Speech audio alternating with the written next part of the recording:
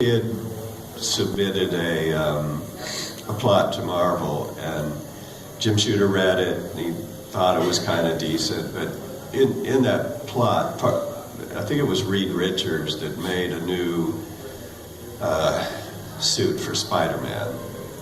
And anyway, Jim Shooter then tried to let the kid flesh out the plot, maybe see if he could move it forward or something, but that all came to a dead end, so they just kind of killed that.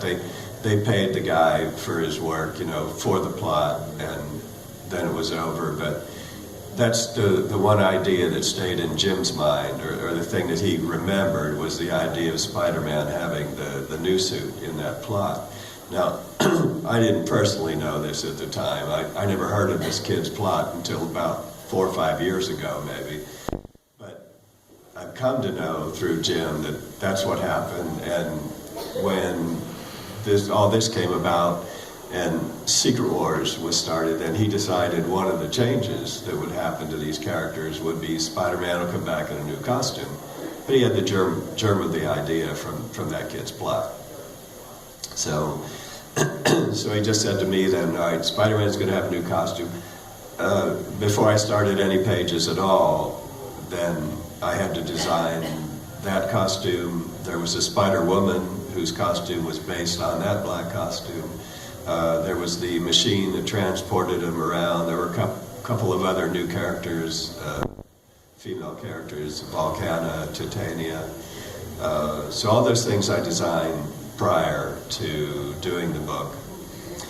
And without any pressure, it was very funny that we were giving Spider-Man a new costume, and it wasn't like a big deal. You'd think if that's going to happen to their flagship character, that there's going to be all these high-level meetings or something, but nothing happened. We just decided we were going to do it. I sat down and did my quick version of the black Spider-Man costume. And it wasn't even a process. I didn't even do multiple examples or anything. That's the first thing that came to mind. I sent it in. They said fine, and then we were on our way, with that thing. And I don't think anyone thought much about it. We didn't think that it was going to be around 30 years later. And I know when it happened and it came out, then the upper level at Marvel, then they jumped all over Jim and the rest of the people, going, "What are you doing? We have Spider-Man licensed all over the world, and you put him in another costume." And so they were very mad at the time.